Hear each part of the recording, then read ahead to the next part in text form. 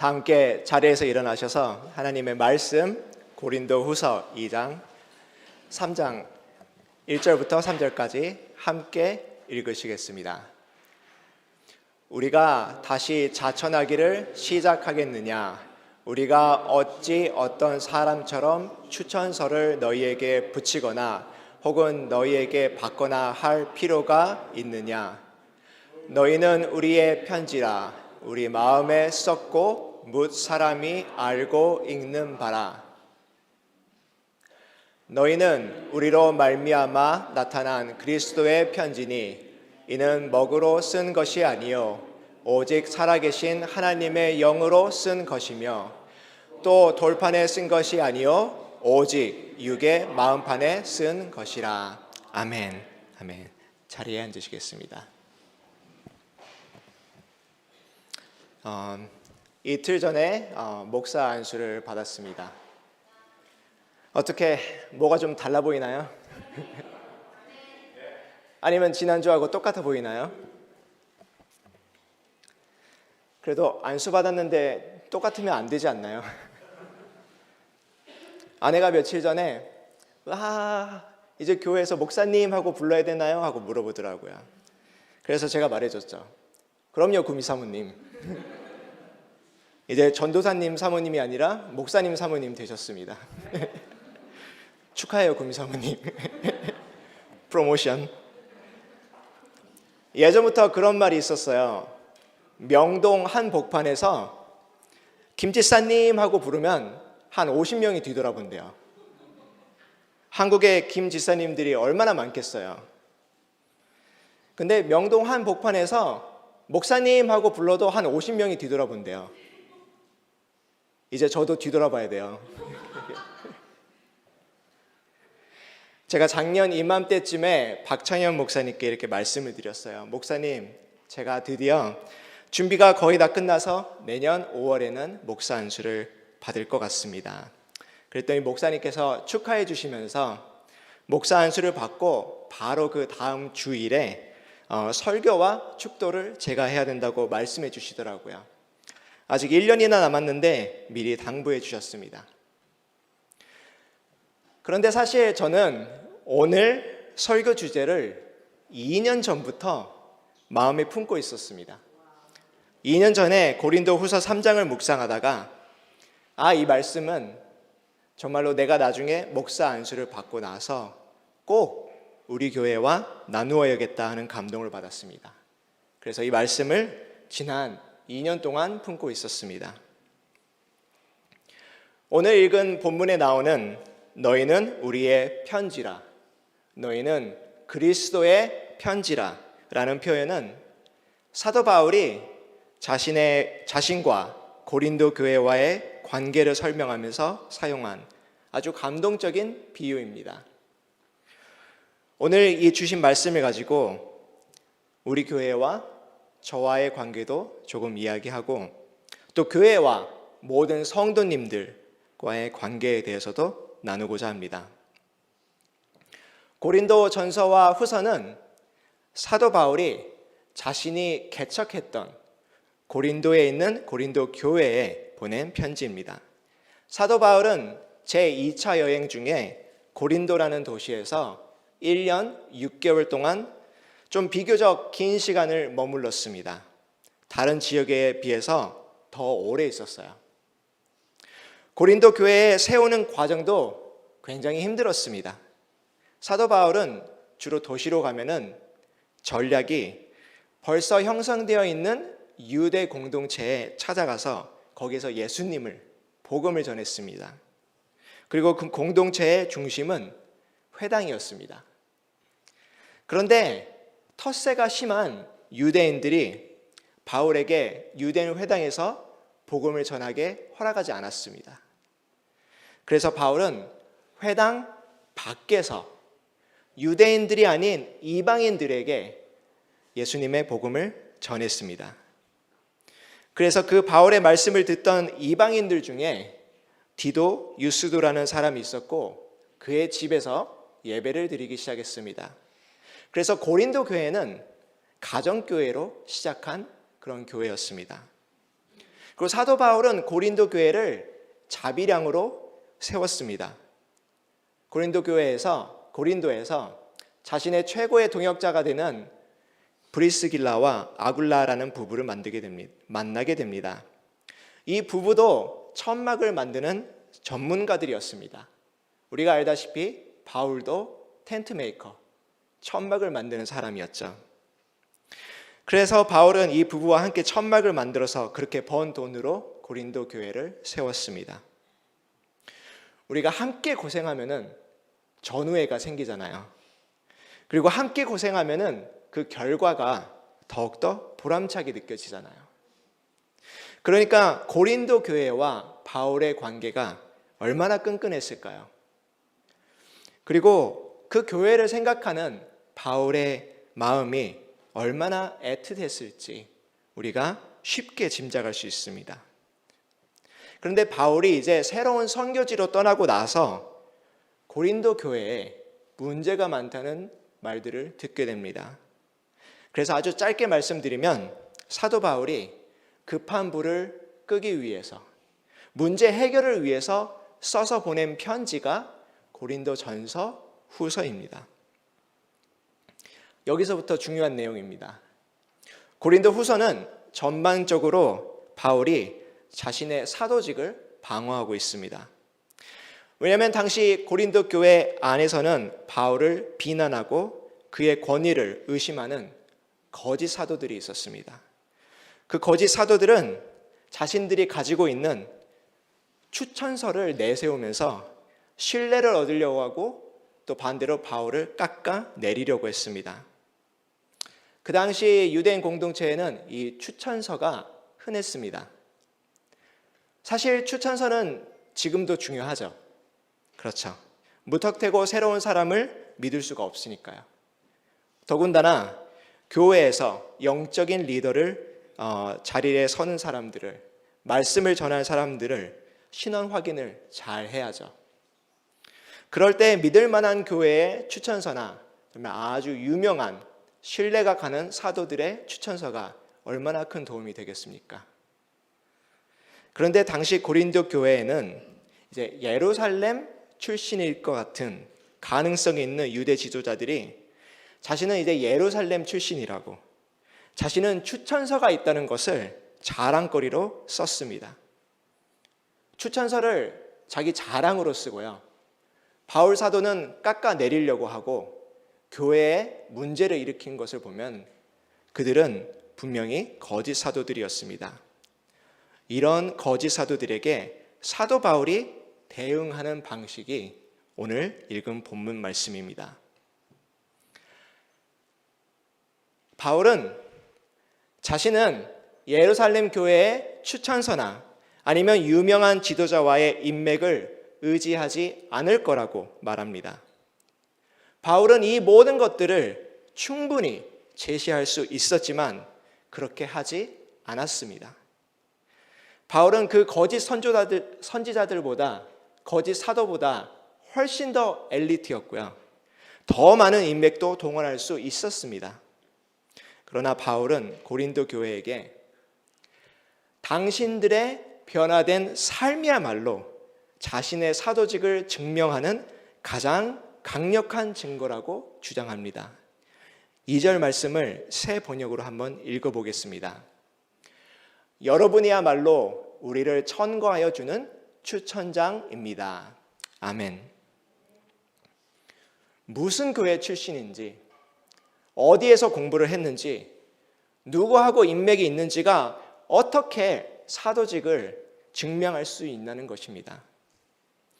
예수님의 제자됨의 본질은 바로 사역의 열매라는 것입니다. 이것은 우리 예수님의 가르치심입니다. 마태복음 7장 17절부터 20절 말씀입니다. 이와 같이 좋은 나무마다 아름다운 열매를 맺고 못된 나무가 나쁜 열매를 맺나니 좋은 나무가 나쁜 열매를 맺을 수 없고 못된 나무가 아름다운 열매를 맺을 수 없느니라. 아름다운 열매를 맺지 아니하는 나무마다 찍어 불에 던지느니라. 그러므로 그들의 열매로 그들을 알리라. 아멘.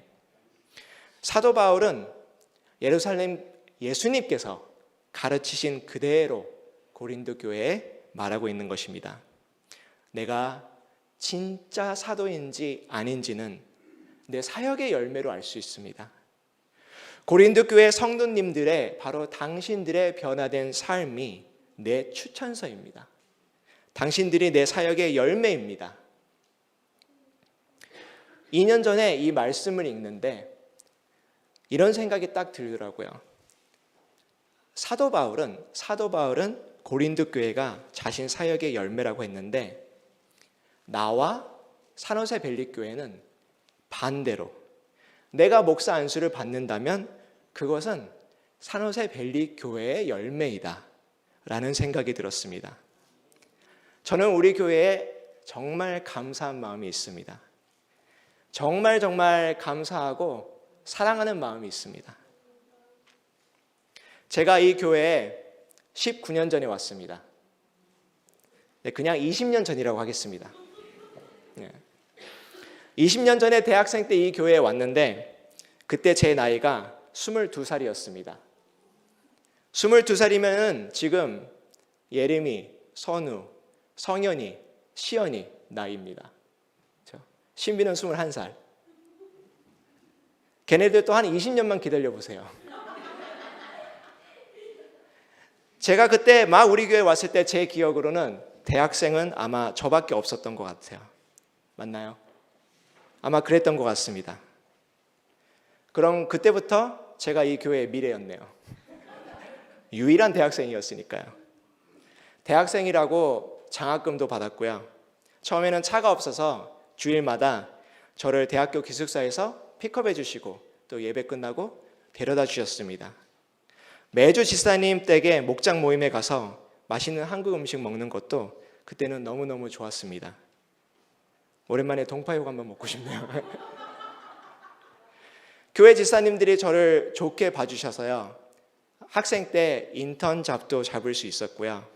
나중에는 지금 일하고 있는 풀타임 잡도 얻게 되었습니다. 우리 교회 지사님 댁에 또 장로님 댁에 얹혀 살 때도 있었고요. 또 제가 한번 갑자기 아팠을 때는 장로님이 저를 태워서 응급실에 데려다 주셔서 그렇게 입원한 적도 있습니다. 목장 모임을 통해서 그리고 우리 교회 찬양 예배를 통해서 제 여자친구가 구원을 받았고요. 지금은 구미 사모님이 되셨습니다. 우리 교회에서 돌잔치를 2번 했고요. 유아세나. 그리고 최근에는 제 신학교 졸업식도 했습니다. 교회를 온갖 예식장으로 쓰고 있습니다. 그리고 지금 최영근 지사님, 엄주진 지사님이 앉아 계시는 저 자리에서 미디어 박스 뒤에서 예배드리다가 거기서 완전히 깨지고 주님께 헌신하게 되었습니다. 그래서 거기 계신 분들은 조심하세요. 거기가 꽤 뜨거운 자리입니다. 우리 교회 자체 유스 수련회를 갔다가요. 거기서 성령 체험을 하고 방언을 받았습니다. 그리고 청년 회장할 때 청년 연합 집회에 애들 라이드 해주러 갔다가 거기에서 부르심을 받았습니다. 그러자마자 윤상희 목사님, 김민아 목사님, 패스터 웨인이 세 분이 의기투합해서 저를 신학교에 집어넣으셨습니다. 윤상희 목사님, 김민아 목사님, 백두신 목사님, 정혜순 목사님, 패스터 웨인, 패스터 션, 그리고 박창현 목사님 밑에서 정말 많이 사랑받고 성장했습니다. 특히 지난 2년 동안 박창현 목사님께 멘토링을 통해서 정말 목회와 설교에 대해서 정말 많이 배우고 지도받았습니다. 작년 가을에는 새벽기도 때 설교 중에 별 생각 없이 제가 감 좋아한다는 말을 했다가 태어나서 그렇게 감을 많이 먹은 적은 처음입니다. 많은 분들이 감을 너무 많이 주셔서 올 가을에도 살짝 한번 기대해 보겠습니다. 방금 제가 하는 이야기는 제 개인적인 이야기가 아닙니다. 우리 교회를 통해서 하나님께서 하신 역사이자 교회의 열매입니다. 오늘 지금 이 자리에 계신 또 온라인으로 이 설교를 듣고 계신 모든 분들, 그리고 산호세 벨리교회를 섬기셨던 수많은 분들의 정말 20년 동안의 헌신과 사랑의 이야기입니다. 이틀 전에 안수식 때 우리 지방의 목사님 알버트 헝 목사님께서 이런 말씀을 하시더라고요. It takes a village to raise a child. It takes a whole church to raise a pastor. 아이 한 명을 기르는데 마을 하나가 필요하고 목사 한 명 기르는데 한 교회 전체가 필요하다고 하네요. 우리 교회가 좋은 열매를 많이 맺고 있습니다. 지난 2년 동안에 우리 교회에 오신 분들이 많이 계시고 또 새벽 예배 교인분들도 많이 늘었습니다. 우리 교회 사역에서 교회 사역에 자발적으로 더욱더 적극적으로 참여하시는 분들도 많이 생기셨습니다. 그리고 이제는 성경 공부, 제자 훈련을 받으시는 분들도 정말 많으시고 또 올해는 세례를 받으신 분들도 계십니다. 그리고 우리 교회가 미국 교회와 한 마음으로 한 교회가 되었습니다. 그리고 이 교회에서 자라서 목사 안수를 받는 사람도 한 명 나왔습니다. 하나님께서 우리 교회를 통해 역사하고 계시고 여기 계신 분들을 통해서 일하고 계십니다. 먼저 좋으신 우리 하나님께 모든 영광과 감사와 찬양을 올려드립니다. 네. 그래서 목사 안수를 받고 첫 설교를 한다면 가장 하고 싶었던 말은 우리 산호세 밸리 교회에 감사하다는 말을 하고 싶었습니다. 정말 진심을 담아서 감사드립니다. 영어로는 Thank you. Thank you so much. Because of the amazing relationship we have between the American congregation and Korean congregation, we have become one mind, one body, one church. And because of the love and care we have for each other all those years, now we see the fruit this church bears. 그리고 오늘 말씀은 저에게만 적용되는 말씀이 아닙니다. 저만 그리스도의 편지가 아니라 우리 모두가 여기 계시는 한 분 한 분이 모두 그리스도의 편지이십니다. 믿으십니까? 우리 3절 말씀을 세 번역으로 다시 한번 읽어보겠습니다. 여러분은 분명히 그리스도께서 쓰신 편지입니다.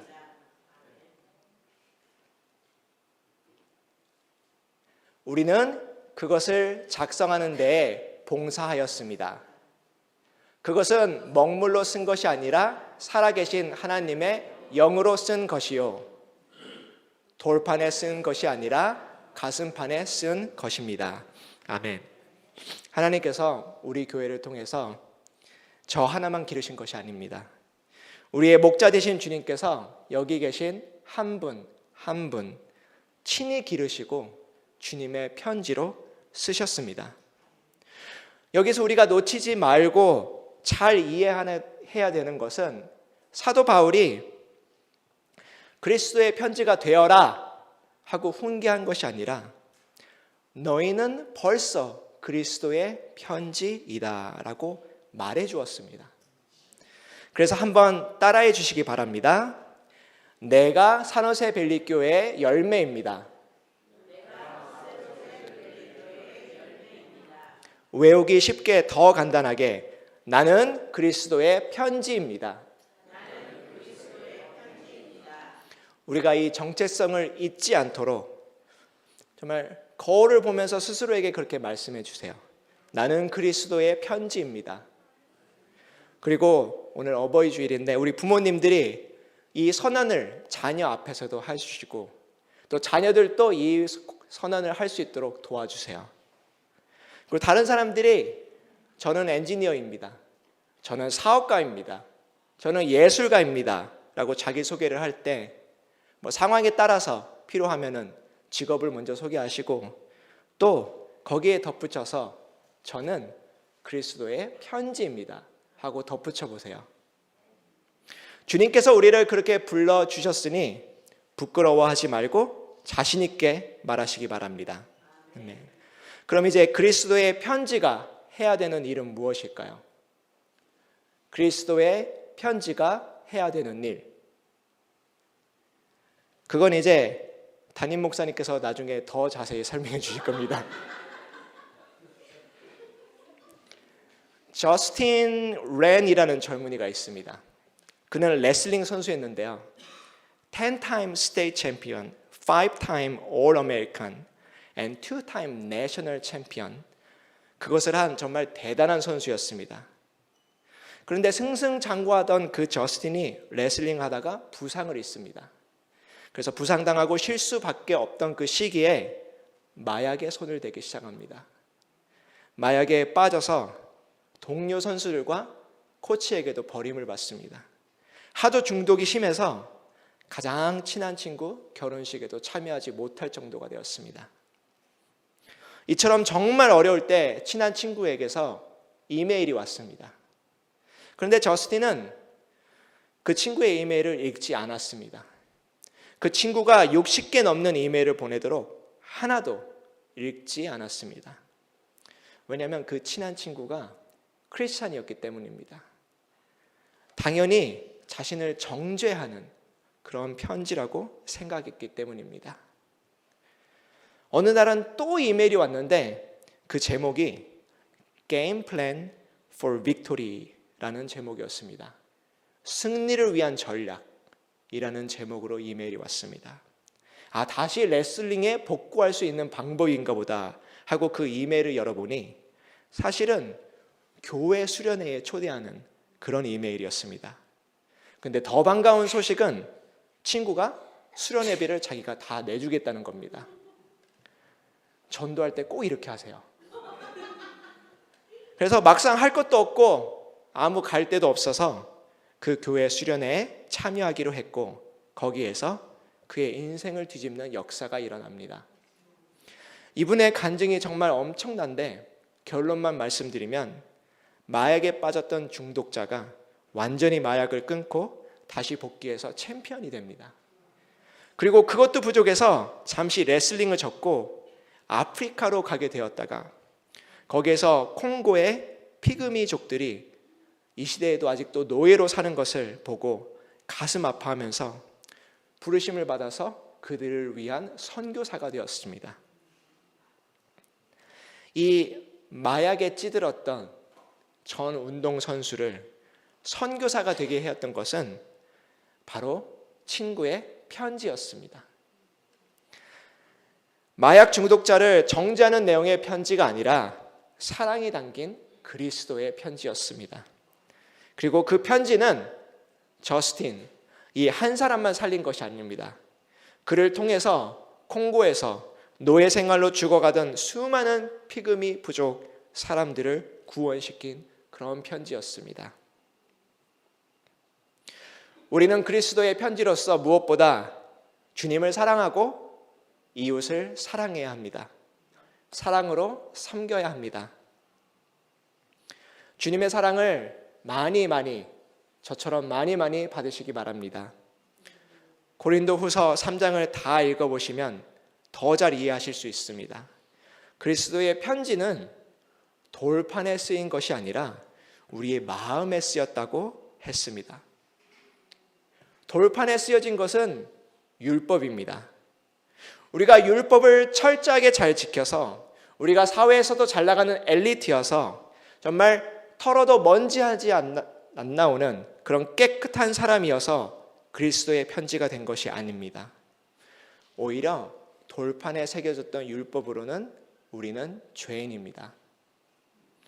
그러나 비록 실수가 많고 온전하지 못하지만 먹물이 아니라 하나님의 영으로 돌판이 아니라 우리 마음에 직접 예수님의 사랑을 쓰셨기 때문에 저와 여러분이 그리스도의 편지가 된 것입니다. 지금 당장은 완벽하지 않아도 괜찮습니다. 예수님께서 말씀을 통해서요, 또 교회를 통한 사랑으로 우리를 더욱더 예수님 닮은 사람으로 만드실 것입니다. 우리는 예수님의 그 크신 사랑을 받고 또 받고 깨달은 만큼 열심으로 나누어 주면 됩니다. 그게 그리스도의 편지의 본질이자 역할입니다. 우리 교회가 좋은 열매를 많이 맺고 있습니다. 우리 교회를 통해서 주님께서 직접 기르신 저와 여러분이 우리 교회의 열매요, 그리스도의 편지입니다. 그 편지의 역할을 잘 감당하는 우리 모두가 되기를 주님의 이름으로 축원드립니다. 함께 기도하시겠습니다.